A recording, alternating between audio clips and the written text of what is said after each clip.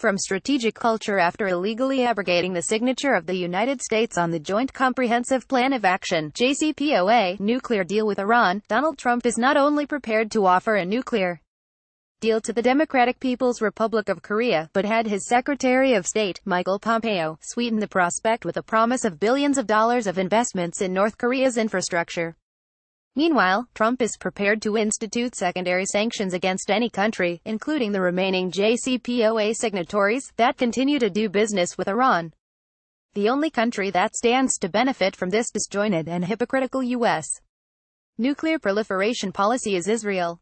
It was the far-right government of Israeli Prime Minister Benjamin Netanyahu, aided and abetted by Israel's wealthy American Jewish billionaire troika of political influence peddlers, Sheldon Adelson, Paul Singer, and Bernard Marcus, who, in the end, convinced Trump to trash the JCPOA.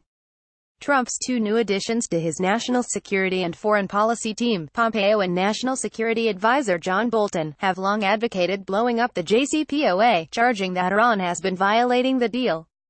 Nothing is further from the truth, as demonstrated by conclusive reports on Iran's nuclear program from the International Atomic Energy Agency, Israel's own Mossad intelligence service, and the U.S. Central Intelligence Agency. Israel has been itching for a military showdown with Iran, something which has commenced in Syria, where Iranian paramilitary units and their Lebanese Hezbollah allies have been hit with Israeli missile strikes. Standing not so quietly behind the Israelis in trying to provoke Iran are Saudi Arabia, the United Arab Emirates, and Bahrain. In fact, Bahrain, which plays host to the U.S. Navy's Fifth Fleet and has overseen a bloody repression of its Shia-majority, outwardly backed Israel in its showdown with Iran in the Golan region of Syria. Bahraini Foreign Minister Khalid bin Ahmed Al Khalifa tweeted, "As long as Iran changes the current situation in the area and exploits other countries by using its power and missiles, then every country in this region, including Israel, has a right to defend itself by destroying the source of danger." Bahrain and its Gulf Cooperation Council (GCC) allies, except for Oman, has not shown as much sympathy for Yemeni civilians that have been massacred in a genocide engineered by the Saudis and Emiratis with the backing of the Israelis and Americans. Trump's turning back the clock on Western relations with Iran plays directly into the hands of the Israelis. While Israel's agents of influence in the U.S. Treasury Department's Office of Foreign Assets Control (OFAC) drew up primary and secondary sanctions lists against Iran, in violation of the JCPOA and, in the case of Iran's other trading partners, the World Trade Organization, Israel continues to secretly import Iranian oil via Turkey and the Netherlands. These covert transactions are handled by the Eilat Eshkelon Pipeline Co., EPC, and Transasiatic Oil, Limited, which have been buying oil from Iran since the days of the Shah. Iranian oil, refined at Israeli facilities in Haifa and Ashdod, makes its way into the vehicles driven by everyday Israelis. The Israelis hide their transactions with the state-owned National Iranian Oil Company via a series of shell corporations, including Eilat Corporation, based in Panama, a holding company called APC Holdings, based in Halifax, Nova Scotia, and Femarco Anstel, an Iranian front company based in Vaduz, Liechtenstein. In a rather typical case of do as we say and not as we do, the Israeli government wants sanctions on Iran to apply to every country but Israel. Not only does Israel financially benefit politically and economically from reimposed sanctions on Iran, but it will stand to greatly collect dividends from an opening of U.S. relations with North Korea. While the Trump administration wants to impose sanctions on Iran, which abandoned its nuclear program in concert with the JCPOA and was never even close to possessing nuclear weapons, it is willing to sink billions into North Korea's economic development if it gives up its nuclear weapons program, including its arsenal of nuclear warheads. Pompeo, after meeting with North Korean officials in Pyongyang and securing the release of 3 U.S. captives in North Korea in preparation for a June summit in Singapore between Trump and North Korean leader Kim Jong-un, said, "If North Korea takes bold action to quickly denuclearize, the United States is prepared to work with North Korea to achieve prosperity on the par with our South Korean friends." If Pompeo is serious, the United States could invest billions in the North Korean economy to bring it up to par with that of South Korea. It will not be the United States that benefits from a mixed-market socialist economy in North Korea, but another country and foe U.S. friend that has engaged in a covert relationship with North Korea over many decades, Israel. No longer constrained by international sanctions imposed on North Korea, it will be Israelis and Israeli companies, which already have contacts in the North Korean government, that will have the financial upper hand in North Korea. Israel's clandestine links with North Korea date back to the operations of the Israel Corporation, which controlled Israel Aircraft Industries and Zim Israel Navigation Shipping Company.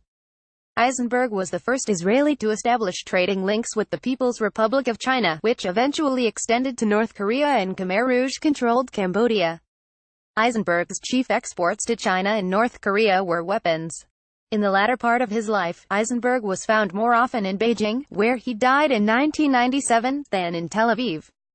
As with Israel's covert oil business with Iran, Eisenberg's weapons sales to China and North Korea were handled by a shell corporation in Panama called United Development, Inc. On December 5, 2007, the Japanese paper, Yomiuri Shimbun, reported that Israel was conducting secret operations with North Korea in the early 1990s that involved proposed Israeli investments in a North Korean gold mine. The paper also reported, a senior official of the Israeli Foreign Ministry received a phone call at home from a senior North Korean official, and was asked, "Would you like to hold talks with the husband of Kim Il-sung's daughter, Kim Kyang-wei, as he is in charge of missile development?" The son-in-law of North Korean founding father Kim Il-sung was Chung Song-taek, the first vice director of the organization and guidance department of the governing Korean Workers' Party.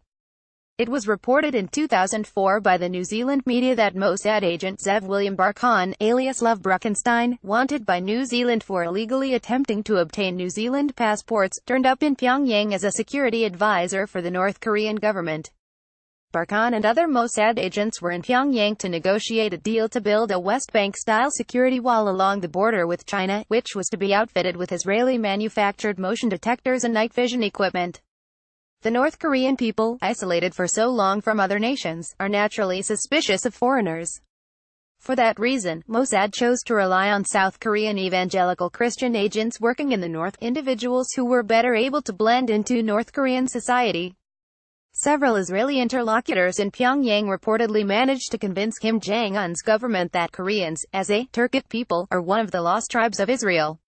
The North Korean self-sufficiency concept of Juche melded nicely with Israel's policy of kibbutzism, which also stresses self-sustenance.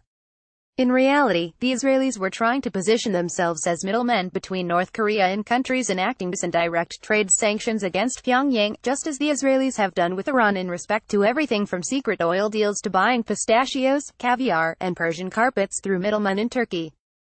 Israel buys $26 million worth of Iranian pistachios annually, turning their noses up at the pistachio industry in California.